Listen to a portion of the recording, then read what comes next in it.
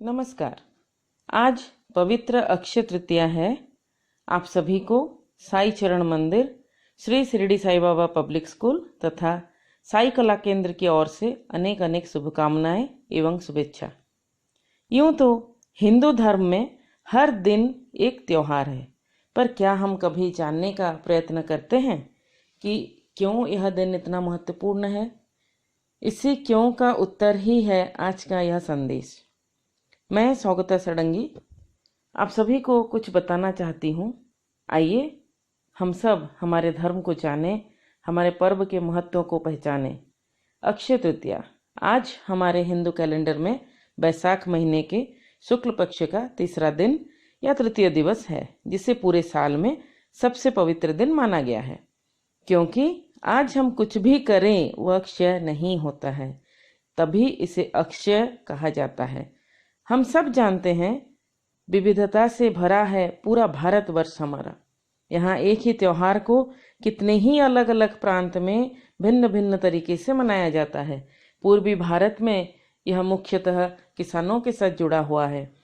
माना जाता है कि किसान अपने भूमि तथा कृषि उपकरणों का आज ही के दिन पूजा कर नए फसल का शुभ देता है। दूसरे ही दिन से खेतों में कृषि का कार्य आरंभ हो जाता है। मान्यता यह भी है कि खेत में लगने वाले खीर का प्रसाद खेत के चारों ओर डाल दिया जाता है कीट पतंगों के लिए। वे उसे खाकर खुश होंगे, तभी अगली फसल अच्छी ही होगी। आज एक महान विभूति की भी जन्मतिथि है, वो है भगवान परशुराम। उन्हें हम कैसे भूल सकते हैं? वे विष्णु जी के छठे अवतार भी तो हैं। उनके स्मरण मात्र से ही हमारे तन मन अखंड ऊर्जा से भर जाता है। भारत के पश्चिमोत्तर राज्यों में इसे अक्खा तीज के नाम से मनाया जाता है। इसी दिन सारे शुभ कार्य प्रारंभ किए जाते हैं। जैसे व्यापार के लिए नए ऑडिट बुक्स बनाए जाते हैं, नए उद्योग तथा व्यापार की नींव भी रखी जाती है, यात्रा व विवाह की योजनाएं भी बनती हैं एवं हर तरह के शुभ और मांगलिक कार्य किया जाता है। इसी दिन भगवान विष्णु की आराधना की जाती है। भगवान श्री गणेश एवं महर्षि वेदव्यास जी इसी परम पावन दिन ही महाभारत महाकाव्य की रचना आरंभ किए थे। यही वो पवित्र दिन है जब हजारों वर्ष पूर्व देव नदी गंगा स्वर्ग से पृथ्वी पर उतरी थी।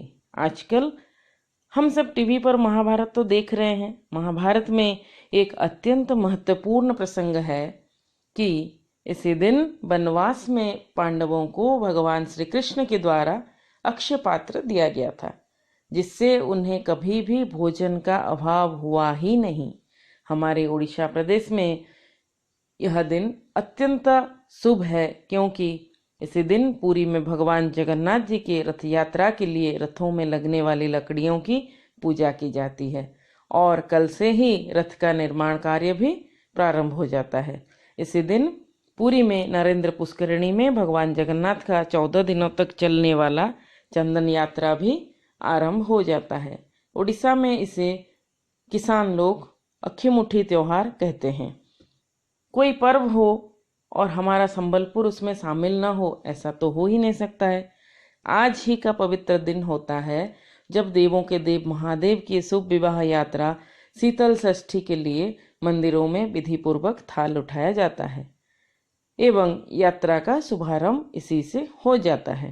केवल हिंदू धर्म में ही नहीं, जैन धर्म में भी यह अत्यंत महत्वपूर्ण दिन है, क्योंकि इसी दिन भगवान आदिनाथ का आविर्भाव इस संसार में हुआ था।